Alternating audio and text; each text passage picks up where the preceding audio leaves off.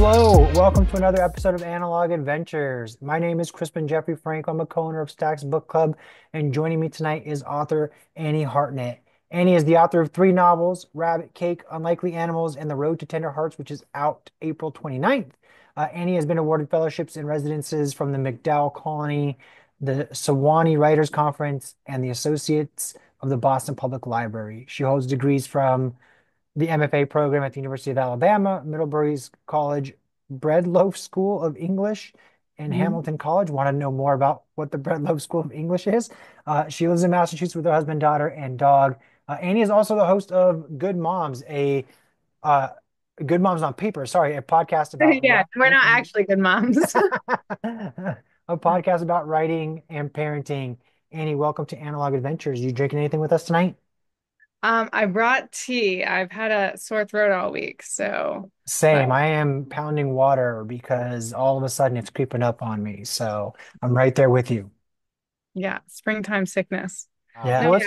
let's talk about the Road to Tender Hearts because uh, I picked this book up. I got a digital copy of it a couple weeks ago, and Lizzie read it first and was like, "Okay, like you really got to read this book. There's something really here." And as like bookstore owners, we try to like cover as much ground as we can, but we always need some things that we read that overlap, right? Like we've got to be able to talk to each other about the books that we read, and that's part of, our relationship and what makes us love books so much. And so I finished it a couple weeks ago and immediately reached out to you to see if you could come on and talk about it because um, it is so darkly funny. Uh, it starts very dark, I will say. And then the humor sort of like starts to like build and some of the lightness starts to build and the story starts to like shift and evolve as you get more into the characters. So can you tell us a little bit about The Road to Tender Hearts for folks that haven't seen it yet? What is it about? So The Road to Tender Hearts is about a man named PJ Holiday, who is reading the obituaries of his hometown newspaper. And as he's reading, notices the obituary for his high school friend who he hasn't seen in 45 years and realizes that if that man is dead, then the woman that man married is single again. And so he decides to go win this crush back, who's now back in the market, to drive cross country from Hahnville, Massachusetts to Tucson, Arizona, and to meet her at the retirement community where she lives. But before he can leave, he ends up with the surprise custody of his great niece and great nephew, but decides that they could also use a vacation, and so ends up taking them along. And his daughter is concerned about the trip, so she comes along. And also along for the ride is a cat whose name is Pancakes, who has the ability to predict death. So that's That the elevator pitch. that is an amazing elevator pitch. Yeah, so the book what I found to be really fun in the book is it starts very dark, but Pancakes is such a nod, I think, for readers out there to what's coming and what's ahead. Um, that I think the darkness that the book starts with, you can sort of get a hint from this cat, Pancakes, and like the things that Pancakes is getting into and the way that Pancakes is described that lets you know that there's some levity in the Yeah, book, yeah, which to me was like really helpful because I was like, this cat can't be here doing these kind of like silly, goofy things, and this book actually be all sad. So readers out there, if you pick the book up, I promise, like it starts dark, but it gets so good. There's so much to chew on in the way that you laid out the story. So PJ's our main character. PJ, I would say, is an acquired taste.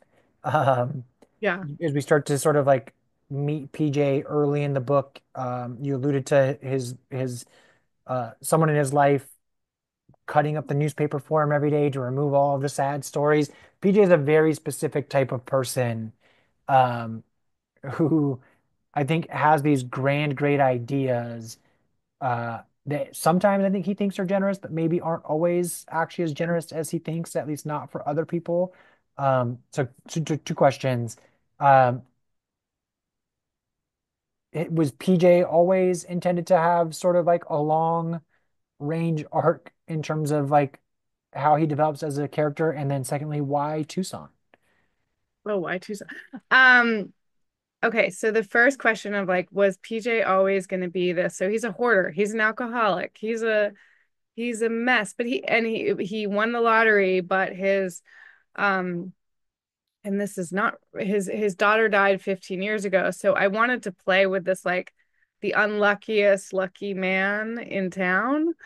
Um and yeah, he was always going to be somebody who was I'm definitely have often written about slash been obsessed with writing about men who are very dependent on women. He is reading when he's reading the newspaper, he's reading it at his ex-wife's house, where she shares with her boyfriend. So she still cares for him even though they are no longer married. They have a very unconventional relationship. And yeah, I also like to write about second chances. I usually like to move a character from broken to less broken in all my books. So PJ is very broken at the beginning. And I appreciate what you said about that the cat is kind of how I get away with all the darkness because I think in all my books, the voice is like how I get away with going so dark and being also really playful and sometimes like silly. And with the cat, once I figured out, like I wrote the three sections, the first three sections, kind of the cat section, the PJ section, and then what happens with the kids section as three different books. And then I realized if I could use the cat and I could tie them all together and they could be one book. And then I was like, the cat is really the key that I can get away with the tone I want, but I can do really whatever I want, but have it be all palatable to readers who maybe don't like darkness as much as I do. Because I can go pretty dark, but I also always want to bring us back up because that's my coping mechanism is to laugh at darkness. So I'm not afraid to go dark, but I also like can't help but make jokes. Like I can't stop myself. Um so yeah, the cat and PJ were always kind of like, this is how this is gonna work. You're gonna be broken, and the cat is gonna be your little companion. And why Tucson is actually a funny story. So I weave like little like sort of Easter eggs from my real life. Um, because I just like to take things and then like sort of put them in the imagination machine and like see what comes out. And so Tucson, I spent when I was 23 and I was right after college. I was living in Big Bear, California. And I was working on this, like, it was an outdoor school where we'd have kids come and learn about science for a week. And then on the weekends, like we would all still live together, the teachers or like teacher slash camp counselors was our job. And so we would always go on these like trips, like outdoor trips. I'm not that outdoorsy, but this was the year that I tried to be. Um, and so we ended up going to Tucson, um, and to Sedona and to try to go skydiving. And so we ended up going skydiving, but we had no money. None of us had money. So someone had a grandmother who had a apartment in a retirement village in Tucson. Um, and 15 of us Oh my slept gosh. in this old woman. She wasn't there. I don't know where she was, but this old woman's apartment that was like, a 55 plus at least community. And we went in the pool and we like, partied all night. We were 23, like 23 to probably the oldest person there was 25. And we didn't get in trouble. No one said anything to us.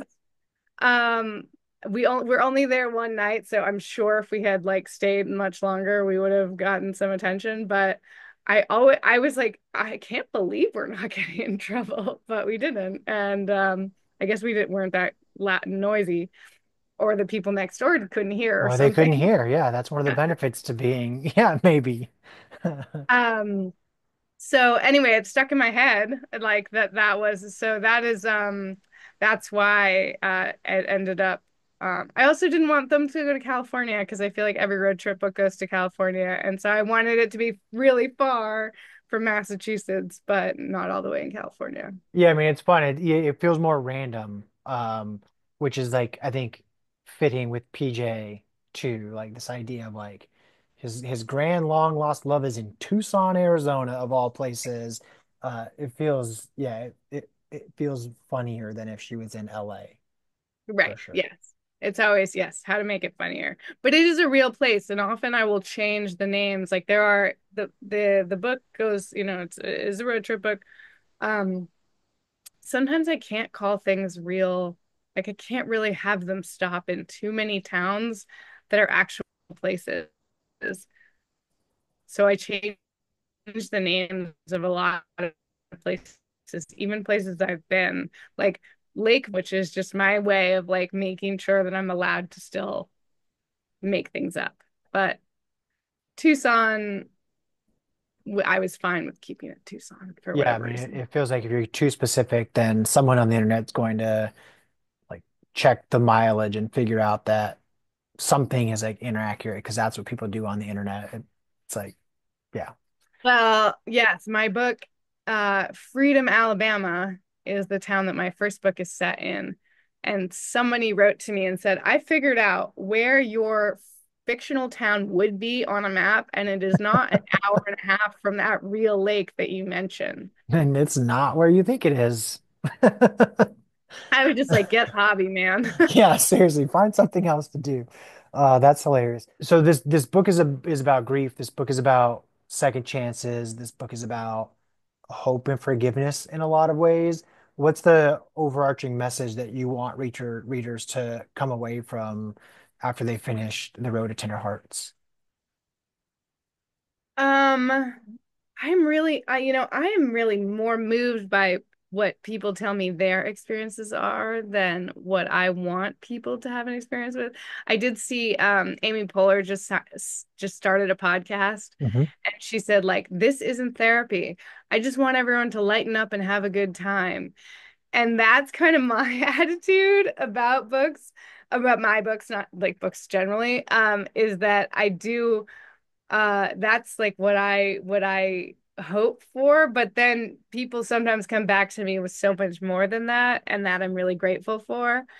um so I want to I want the book to delight people, surprise people, and I really love to hear about when people tell me the lines that they laughed at and Hmm. how they just like, you know, and then the person next to them in bed says, "What are you laughing at?" And they're like, they feel like totally psychotic by having to tell them that it's this really funny, horrific scene, or something that is inappropriate. So yeah, I really just want people to hopefully have some fun with it, and suspend some disbelief because there is a cat who can predict death, who is based on a real cat. There was a cat in Rhode Island who lived in a nursing home for 10 years and predicted over 100 deaths. Um, and so he's Pancakes, my cat, is really based on Oscar, the nursing home cat. That's awesome. That's awesome. Yeah. Well, I really love this book. I think for all the reasons that you just said, I think for me, I like dark as well. Anybody that comes to the book discussions that I host at our store, generally they're the darker types of stories that like kind of scratch at, underlying like what's below the surface of somebody's life.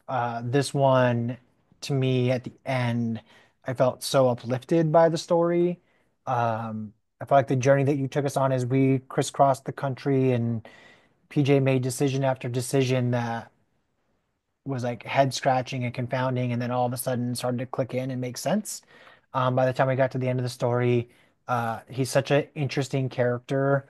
Like I put him like in the class of like Uwe from Frederick Bachman's like A Man Called Uwe, where like as you start to really understand the grief and the experiences that he's gone through, uh, then his decision making makes way more sense. So I think he'll be a character that hopefully that readers love for a very long time because I think he's a very special character.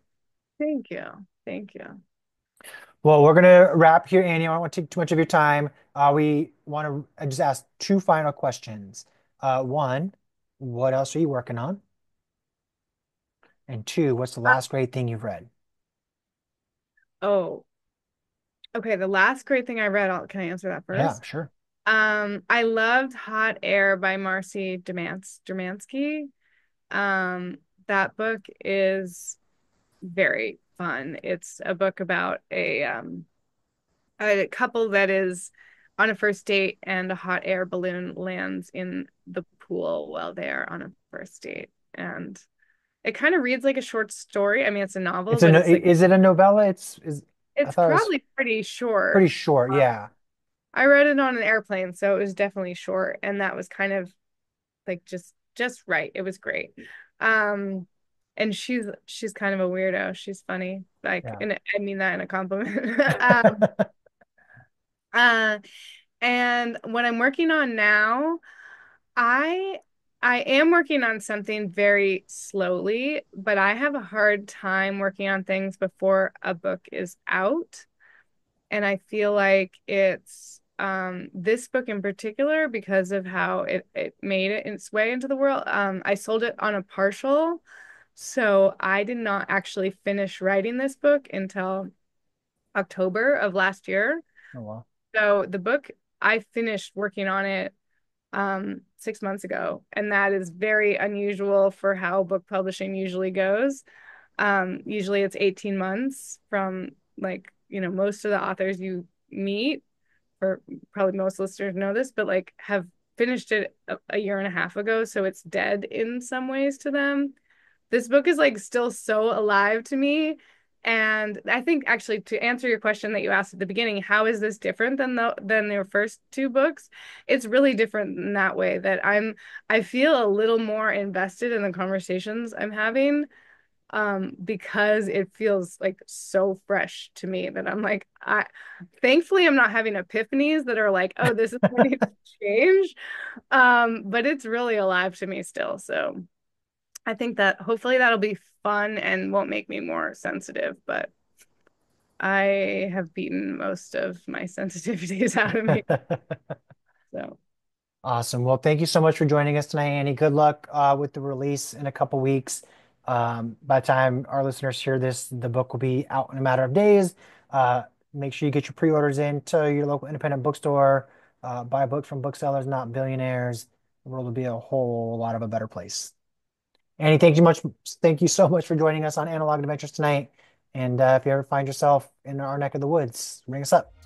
I will.